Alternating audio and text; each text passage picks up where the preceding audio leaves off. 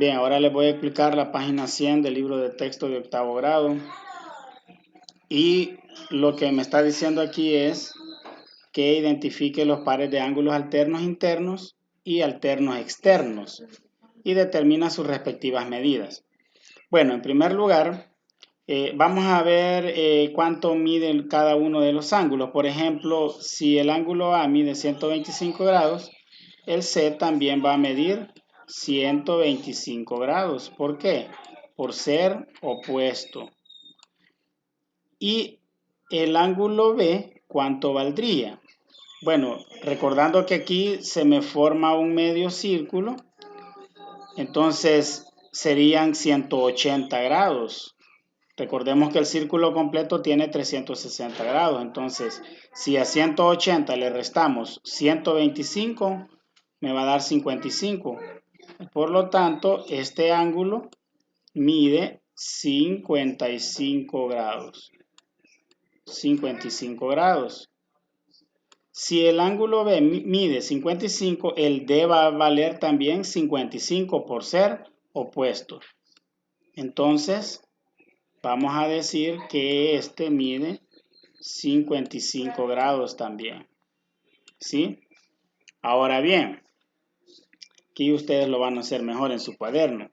Ahora bien, si se fijan, el ángulo A con el ángulo G son alternos externos. O sea, estos dos son alternos externos. Entonces el ángulo A, vamos a decir aquí, miren, el ángulo A es igual al ángulo G. Es igual al ángulo G. ¿Por qué? Porque son externos. El ángulo B, vamos a ver a quién es igual. El ángulo B es igual al ángulo H.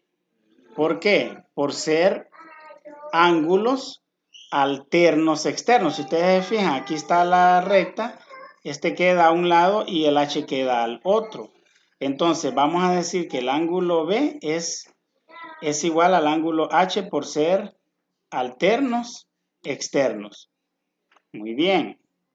Ahora, si ustedes se fijan, vamos a decir el ángulo C es igual al ángulo E. ¿Por qué? Porque son alternos, están uno a un lado y el otro al otro lado de la recta secante. Entonces, el ángulo C es igual al ángulo E por ser alterno interno. Entonces, aquí sería el ángulo C es igual al ángulo E. Es igual al ángulo E. ¿Por qué? Porque son alternos internos.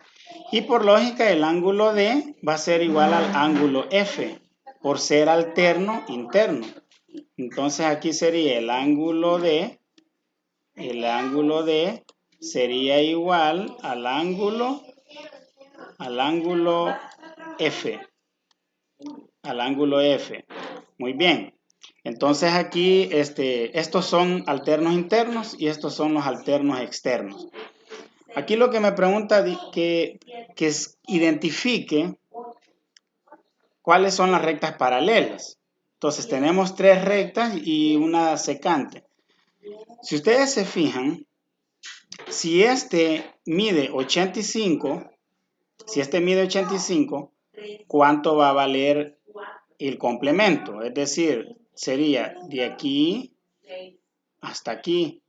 Si ustedes se fijan, tengo un medio círculo, entonces serían 180. Si le restamos 85, veamos cuánto nos daría. 180 menos 85 nos da 95 grados. Es decir, aquí este sería de 95 grados. Entonces, si se fijan, este ángulo que se forma con la recta N y la recta secante también mide 95. ¿Qué relación tiene este ángulo con el que acabo de calcular? Que son correspondientes. Ya vimos que dos rectas paralelas, sus ángulos correspondientes son iguales. Entonces, por lógica, este de aquí va a valer 85 también si aplicamos el mismo criterio. Entre los dos me van a sumar 180. Quiere decir que si este mide 85, su correspondiente es este, que es de 85. Entonces, ¿cuáles son las rectas paralelas? La L y la N. Ustedes aquí van a decir la L, trazan las dos barritas que significan paralelismo y sería la L es paralela a la N. Y esto sería todo en este caso. Muchas gracias. Dios les bendiga. Se cuidan.